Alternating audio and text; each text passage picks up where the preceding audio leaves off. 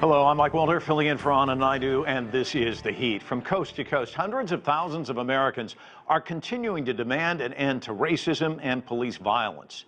The outpouring of anger and emotion was sparked by the death of an unarmed African-American man. With us, too, from Washington, D.C. is Calvin Dark. He's co-founder of RC Communications, a political analyst and international commentator.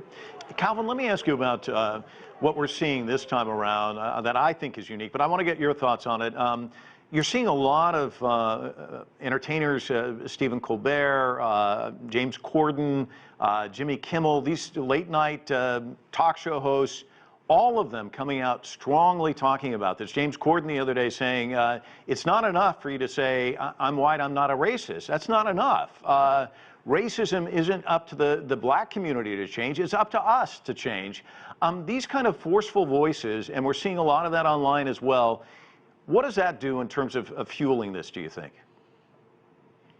Well, I think it's helpful in that finally in this country, I think we're finally getting the point that racism is not just something that black and brown people have to deal with every day at work, in the streets, in our neighborhoods, but that part of racism are the groups that have not traditionally felt it, but have been complicit in it. And I think that a lot of the stars that you mentioned who are speaking out against it are starting a really, really important conversation.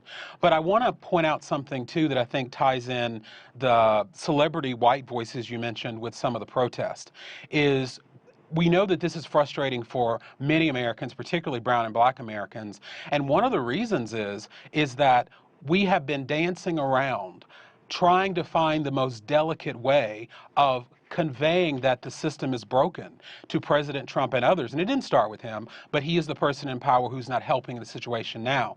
Frankly, we have been the racism whisperer, because if athletes do it peacefully by kneeling, then they're interrupting an athletic event. If black celebrities do it when they're singing or acting, they're ruining the culture. And we're tired of asking the question, how can we protest to make you feel comfortable enough to listen to what we are telling you is happening? So I think that that is a good start, and I hope that many people follow that lead, because it's not a conversation on racism if it's only one side talking.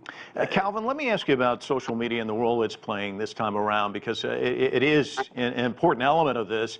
And you almost get a sense that this could be a tipping point, that with the Me Too movement, these were things that people were talking about, but suddenly it kind of catches fire. And we've seen this, not just the protests here in the United States, but they're around the world. Give me your sense of the role it's playing and what's different this time around. Well, first I want to push back a little bit in how, there's an ongoing debate about the protests themselves. No one, including myself, wants violence and wants some of the looting we've seen. But I also think that we're confusing peaceful with comfortable. I think a lot of people, starting from the president and the White House on down, are made uncomfortable by some of the things they're seeing in these protests, and they're equating that with it not being peaceful. So let's remember that part. And on social media, I think one of the things that a lot of white America is seeing is something that African Americans, that we've seen all our lives, that what happened isn't new, but the filming and broadcasting of it is new.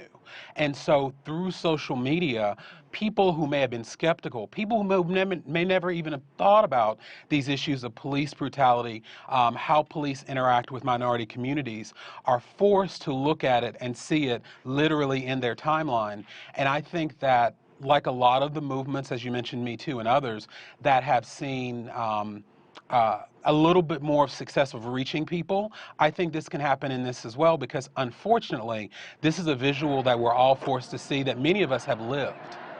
Calvin, there's a lot to unpack there, but let me just unpack one piece of it, which, if I'm quoting Sahar correctly, is, you have a justice system in the United States. You can't have two justice systems. You've got to have equal justice for all. And what she's talking about is the deck stacked against black citizens in many respects.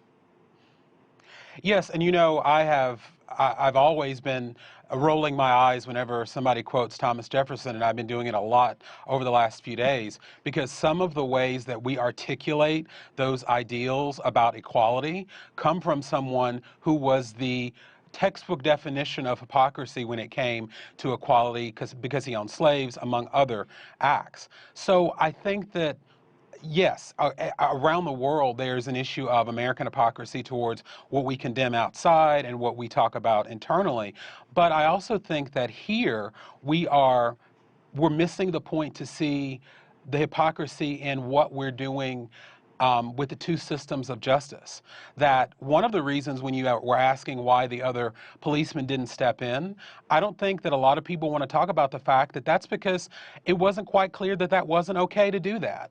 And I think that as we talk about reforms, we need to go to the basics. We need to really ask the question, are all lives created equal? And are all communities, no matter what color the residents of those communities are, do they all deserve the benefit of the doubt? Do they all deserve police that work with them, not on them? And I think that there are too many people in too many places in this country where they're still on the fence on those issues. So when you have that as your frame of reference, of course everything you dole out is going to be divided because we're looking at it divided.